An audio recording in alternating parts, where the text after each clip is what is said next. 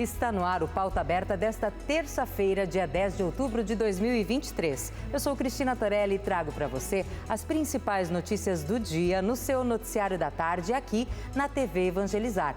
Vamos agora com os destaques do jornal de hoje. O conflito entre Israel e o grupo extremista Hamas deixa o mundo em alerta. O último balanço de mortes no conflito já ultrapassa 1.800 vítimas. Foram registradas 1.000 mortes em Israel e 830 mortes em Gaza. ONU aponta indícios de crime de guerra dos dois lados. O mundo manifesta solidariedade a Israel após os ataques do Hamas. A Torre Eiffel foi iluminada com as cores da bandeira israelita, como forma de apoio e de protesto ao conflito, que já ceifou milhares de vidas. O preço do petróleo dispara. O mercado global está em alerta quanto aos impactos econômicos que o conflito entre Israel e a Palestina podem causar na inflação ao redor do mundo. No Brasil, a chuva não dá trégua ao sul do país. No Paraná, 19 mil atingidos pelas chuvas. 5 cidades decretaram estado de emergência. E em Santa Catarina, os moradores da cidade de Itaió, no Alto Vale do Itajaí, vivem uma enchente histórica e o nível da água já superou o registrado na enchente de 2011. Estudo recente mostra aumento de casos de câncer em pessoas com menos de 50 anos. E o Pauta Aberta vai mostrar para você uma linda homenagem à Nossa Senhora Aparecida, na cidade de Cruzeiro do Sul, no interior do Paraná, que encanta quem passa pela região. Fique com a gente que o Pauta Aberta começou.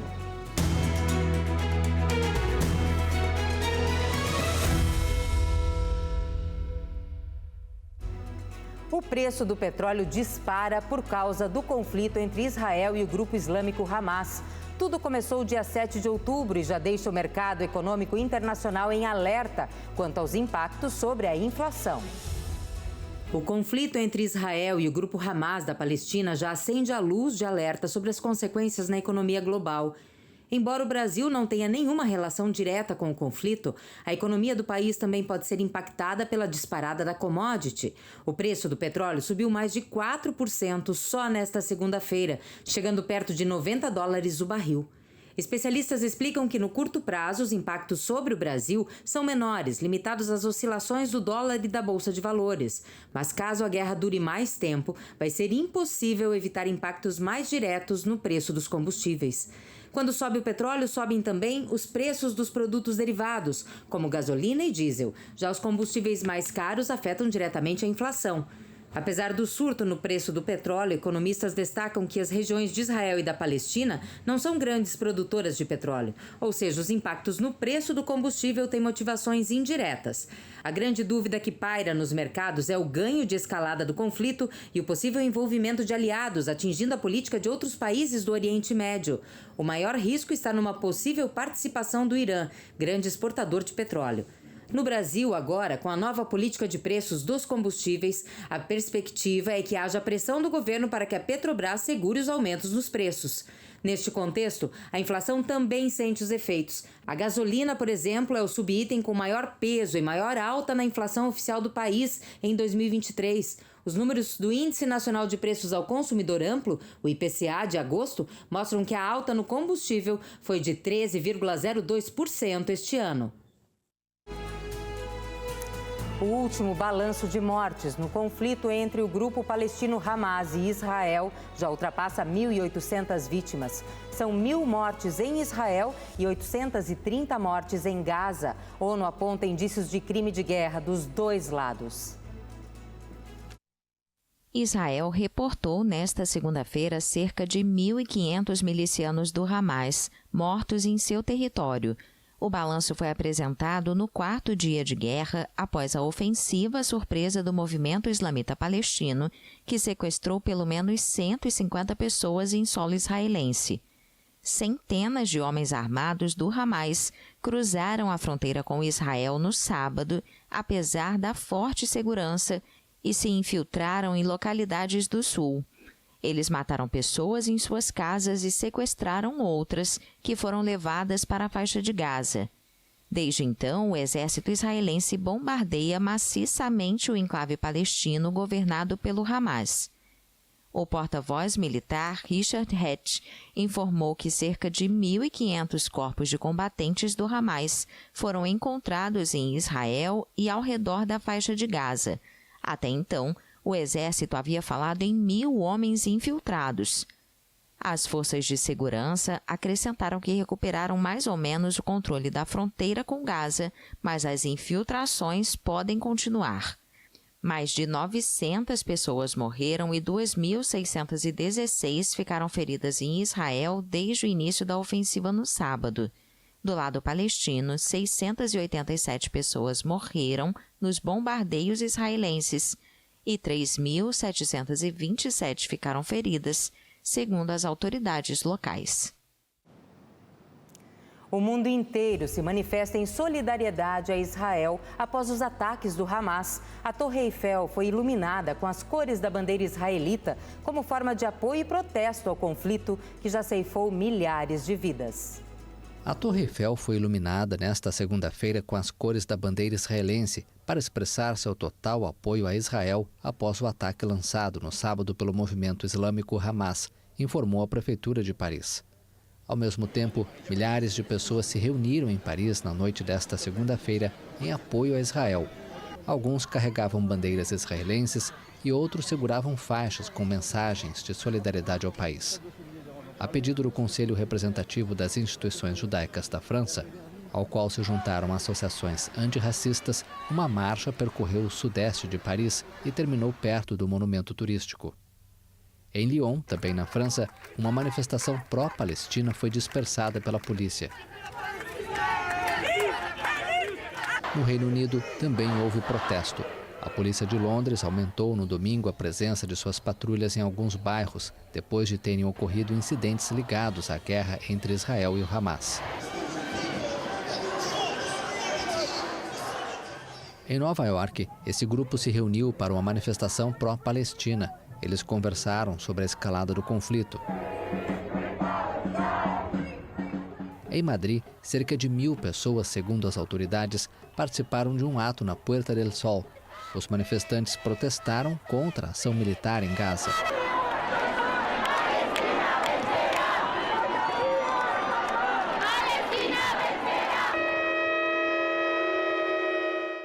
Em Bogotá, na Colômbia, esse grupo tocou um instrumento tradicional judaico feito de chifre de carneiro. A manifestação de apoio a Israel ocorreu em frente à embaixada do país na capital colombiana. Agora nós vamos para Porto Alegre, no Rio Grande do Sul, onde está o Odilon Araújo, que vai nos trazer mais informações sobre a morte de um brasileiro em decorrência deste conflito em Israel. Boa tarde, Odilon. Boa tarde, Cris. Muito boa tarde a todos que acompanham o Pauta Aberta. Uma alegria para mim, mais uma vez, estar aqui com vocês, né? Do alto aqui da Cidade Baixa, um dia lindo de sol com o Rio Guaíba aí ao fundo. Infelizmente, num dia de tristeza, né? Principalmente para amigos e familiares do jovem Hanani Glaser. Familiares ontem já tinham confirmado o falecimento desse rapaz. E em nota, hoje, o Itamaraty oficialmente confirmou, portanto, a morte do brasileiro Hanani Glaser, nascido aqui na cidade de Porto Alegre, né? Ele completaria 24 anos de idade na próxima sexta-feira, dia 13 de outubro.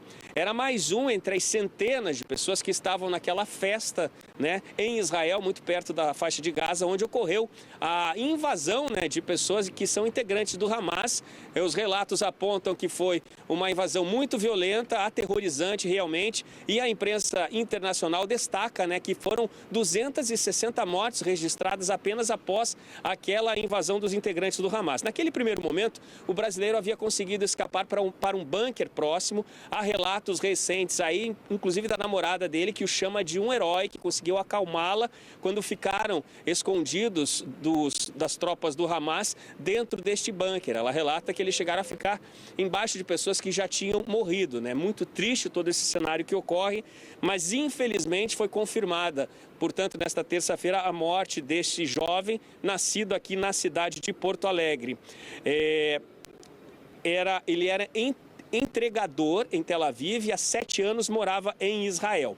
Há familiares de uma outra jovem, Bruna Valiani, que confirmaram também a morte dessa brasileira nascida no Rio. Ela também tinha 24 anos, estudava em Israel comunicação e marketing. infelizmente, ela estava também nessa festa onde houve a invasão e o primeiro ataque, né, dos integrantes do Hamas, aí algo terrível, considerado um ato terrorista. Há também informações sobre uma outra brasileira desaparecida, Carla Mendes, nascida no Rio de Janeiro. E hoje, no início da tarde aqui no Brasil, começo da noite em Israel, partiu, né, de Tel Aviv o primeiro voo da FAB trazendo brasileiros que agora são refugiados voltando ao país. 211 brasileiros estão vindo neste primeiro voo, né, que deve durar 14 horas, portanto vai chegar na madrugada da quarta-feira aqui ao nosso país. Até o próximo domingo, outros 5 voos trazendo brasileiros devem deixar Tel Aviv. E há também um outro relato, né? São aproximadamente 2.000 brasileiros que vivem em Israel e também na região da faixa de Gaza, toda essa região do conflito, que já pediram ajuda ao Itamaraty. São essas as informações por enquanto, Cris. Daqui a pouquinho voltamos. Ok, obrigada, Odilon. E Odilon volta ainda hoje trazendo mais informações para nós aqui no Pauta Aberta.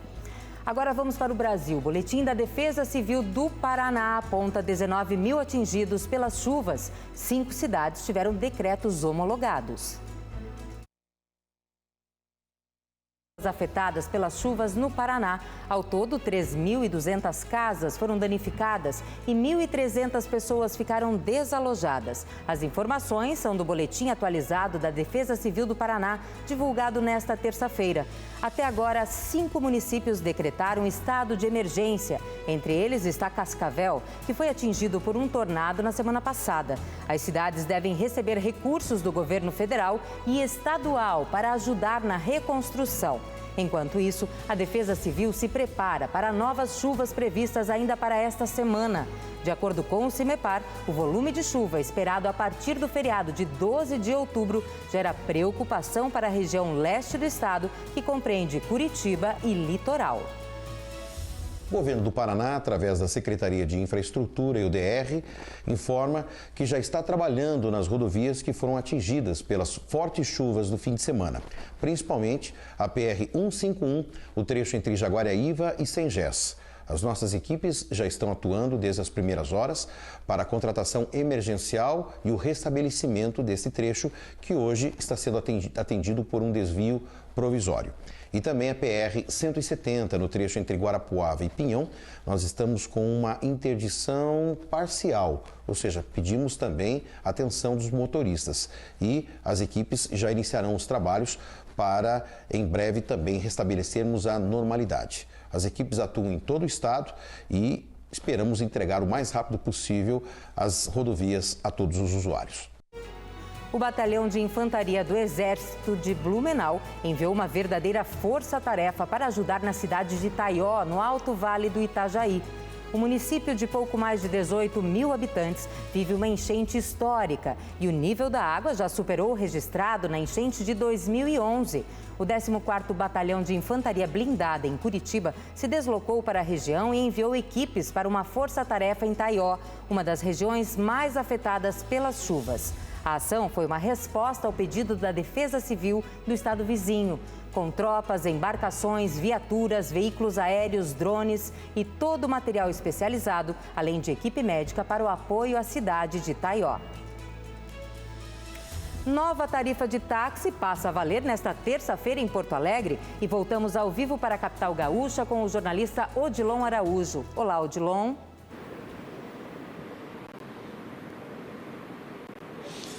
Oi, Cris. Pois é, peso aí a mais, né, no bolso do consumidor aqui na cidade de Porto Alegre.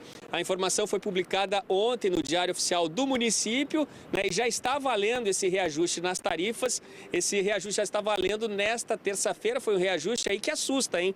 20,7%. Porém, há uma ressalva nessa informação, porque, segundo informações da Prefeitura, desde 2016 não era aplicado o reajuste às tarifas de táxi aqui na cidade de Porto Alegre. Mas, com isso, olha só o que vai acontecer. quê? De um pouco mais de R$5, que era o valor da bandeirada, né, a saída do passageiro, ele passou a sair por R$ 6,26. Ficou pesado realmente. O quilômetro rodado mudou, né? No horário comercial, entre 6 da manhã e 7 horas da noite, passa a ser cobrado R$ 3,13. No horário após as 8 da noite até as 6 horas da manhã, o quilômetro rodado passa a ser cobrado R$ 4,06.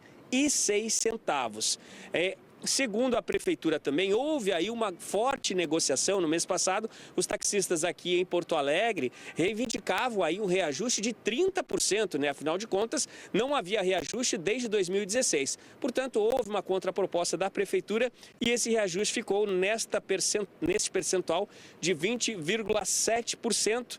Já está valendo a partir de hoje e a gente traz este aviso aí, né, neste momento mais complicado para o bolso do consumidor. E um destaque, né? Você agora há pouco estava falando a respeito de chuva. Hoje, dia lindo que vocês acompanham aqui, né, em Porto Alegre, céuzinho azul, tudo muito bonito por aqui. Mas a partir de amanhã, quarta-feira, a previsão indica aqui para a cidade também um volume muito grande de chuva. A Defesa Civil em toda a região da Grande Porto Alegre já está em alerta por conta desse intenso volume de chuva que deve cair a partir de amanhã e vai se estender até o fim de semana. Cris. Obrigada, Odilon. Odilon vai trazer mais informações para nós ao longo do Pauta Aberta. A seguir, a Universidade Federal do Paraná, a Itaipu Binacional passam a integrar e fornecer dados para o Observatório Nacional.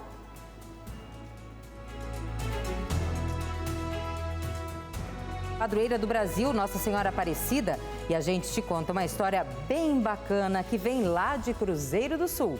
Fique com a gente, o intervalo é rapidinho.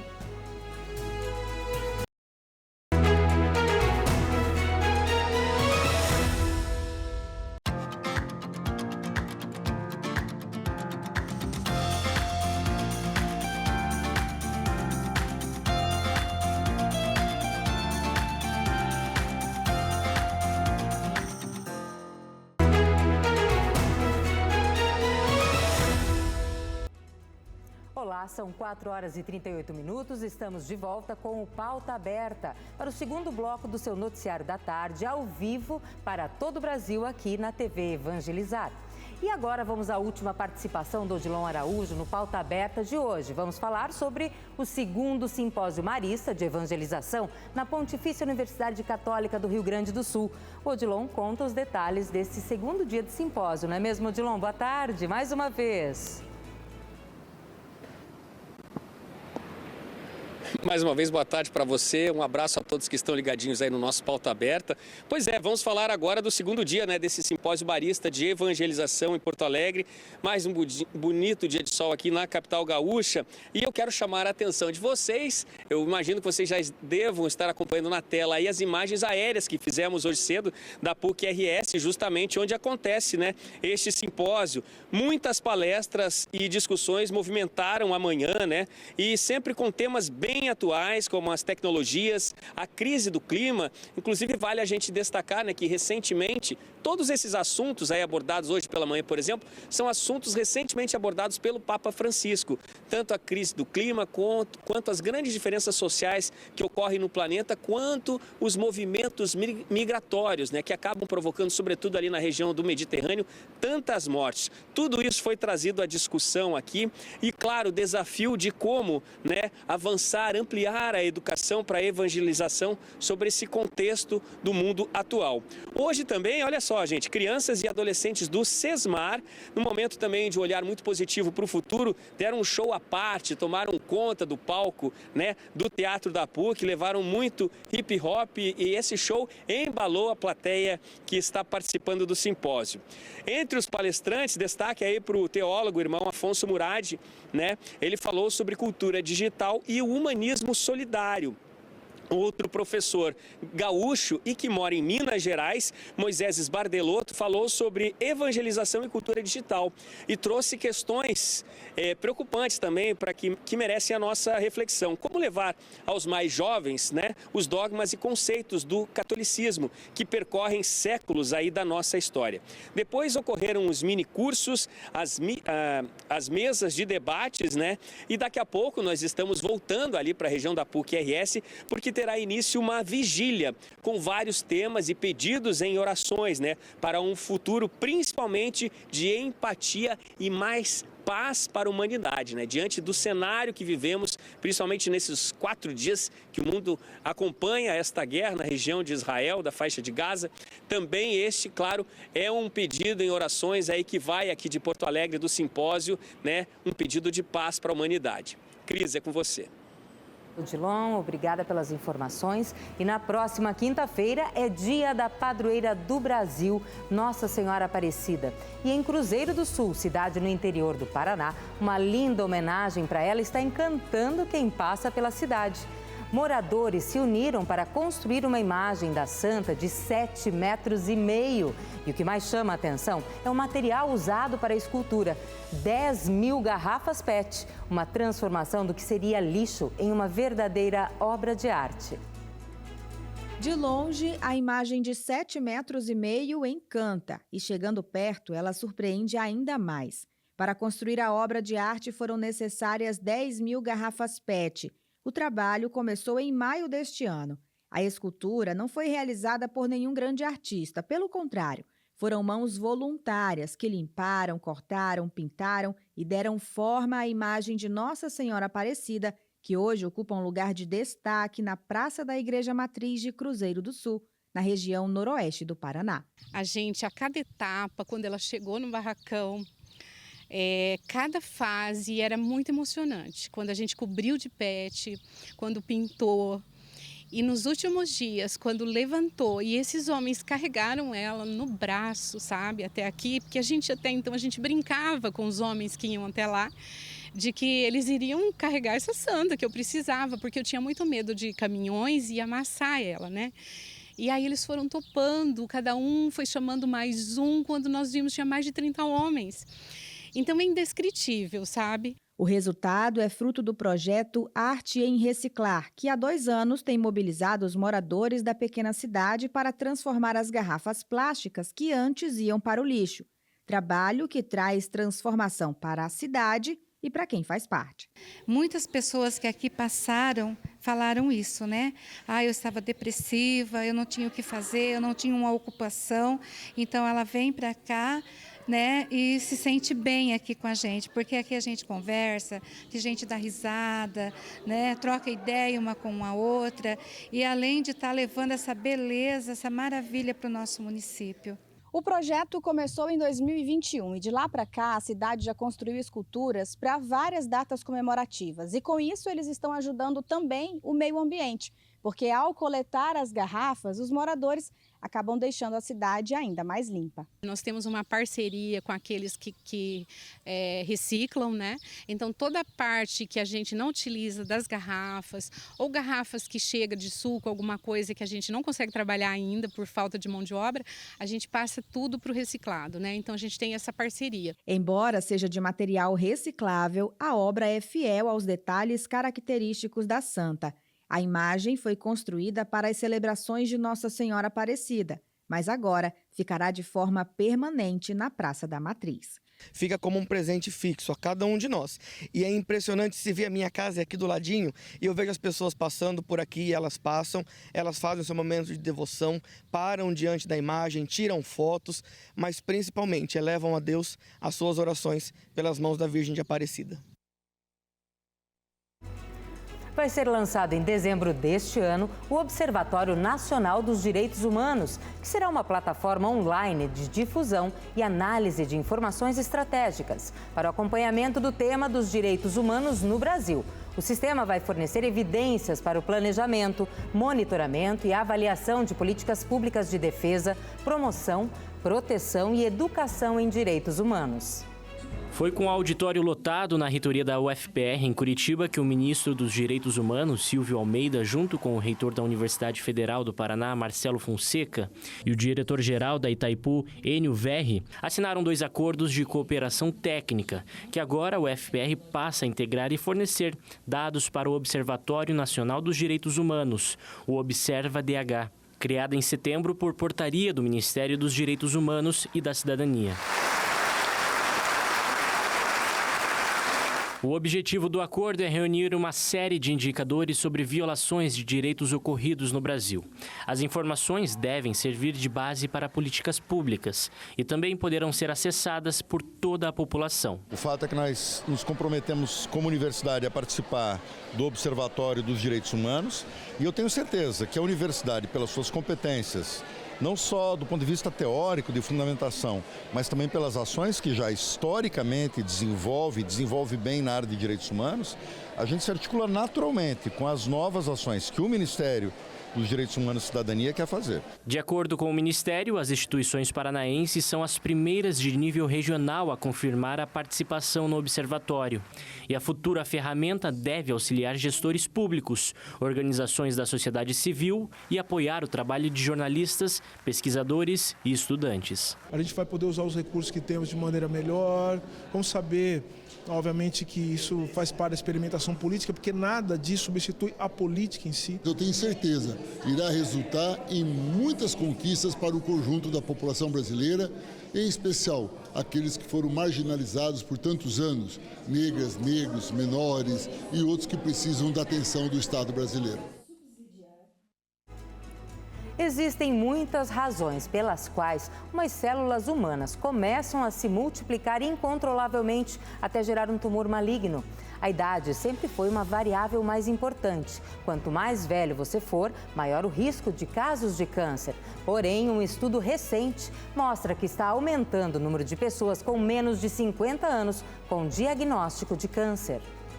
Os casos de câncer com pessoas com menos de 50 anos aumentou em 79%, de acordo com uma pesquisa realizada pela revista científica BMJ Oncology.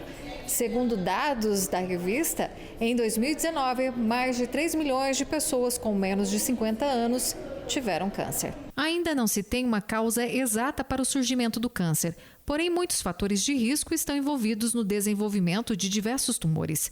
O que se sabe é que as pessoas vivem mais tempo e alguns hábitos não são tão naturais como deveriam ser. Hoje é cada vez mais comum entre os jovens, até mesmo entre as crianças, temos obesidade, sedentarismo.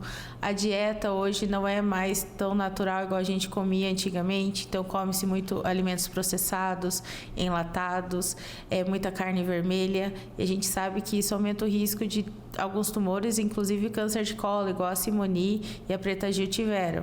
Tabagismo, alcoolismo, obesidade, poluição ambiental e baixa adesão de algumas vacinas, como do HPV, que previne o câncer nos órgãos reprodutivos, tanto feminino quanto masculino, e também o da garganta, podem ser fatores para o surgimento do câncer em pessoas mais jovens. E a gente sabe que se a gente desse essa vacina, igual tem no calendário para os adolescentes, no futuro a gente estaria diminuindo e bastante esses tumores. Então, todos esses fatores juntos que podem estar interferindo. Aos 34 anos, Fernanda dos Santos de Paula descobriu um nódulo de 3 centímetros no seio. Foram 16 sessões de quimioterapia durante 4 meses. Após eu sentir um nódulo, eu entrei em contato com a minha ginecologista e ela me solicitou alguns exames. Então eu fiz ultrassom, fiz exames de sangue e quando veio a ultrassom, ela já veio com BIRADS 4. Então assim, já era uma sugestividade para a malignidade. E quando veio esse número, chamou a atenção dela, pois no meu caso é genético, a minha mãe já teve, minha tia já teve, então a gente passou a investigar. Após a confirmação de um câncer maligno, Fernanda passou por uma cirurgia e, com o tratamento certo, realizou a última sessão de quimioterapia recentemente, que foi comemorada por amigos e parentes. Quando eu saí de lá, o pessoal já estava me esperando com faixa, a gente pintou o carro, colocamos balões e saímos pela cidade, buzinando. E o astral, assim, a energia do pessoal foi muito legal. que em 2 paradas que eu tive, 2 mulheres abaixaram um vidro e elas me falaram, eu já estive aí. Eu já passei por isso aí e eu venci. Aí uma falou, meu cabelo já cresceu. Então, assim, isso foi muito legal. Foi bem, assim, uma energia, foi bem emocionante. Muita saúde para Fernanda, né? O período entre a primavera e o verão concentra o momento de reprodução das abelhas. É quando as colmeias se reproduzem e podem escolher locais bem diferentes do seu habitat natural.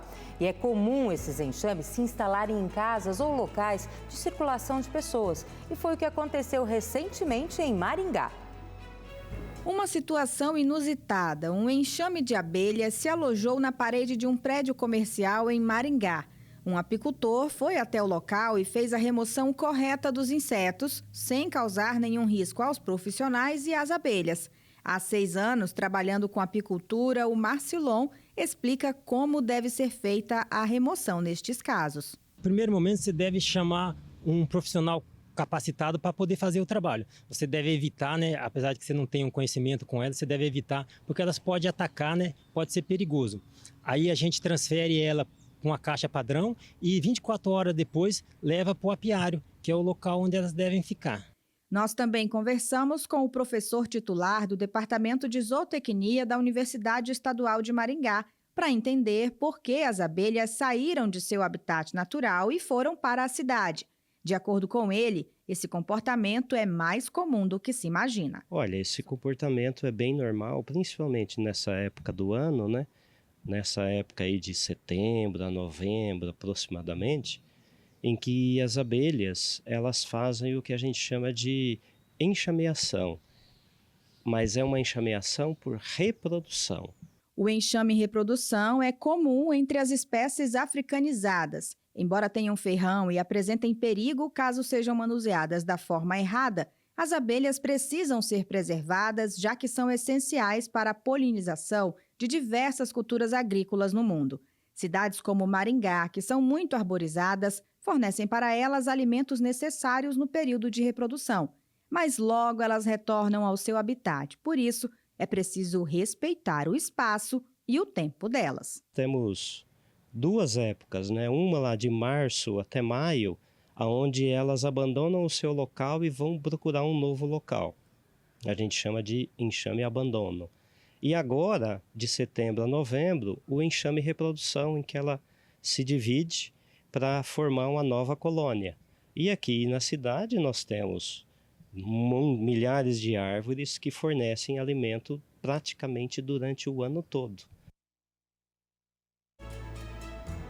E quando você se deparar com uma situação como essa, é muito importante não tentar remover ou espantar as abelhas. Elas normalmente não têm o comportamento de ataque, mas vão se defender quando se sentirem ameaçadas. Nestes casos, entre em contato com o Corpo de Bombeiros, a Secretaria de Meio Ambiente ou mesmo um profissional autônomo.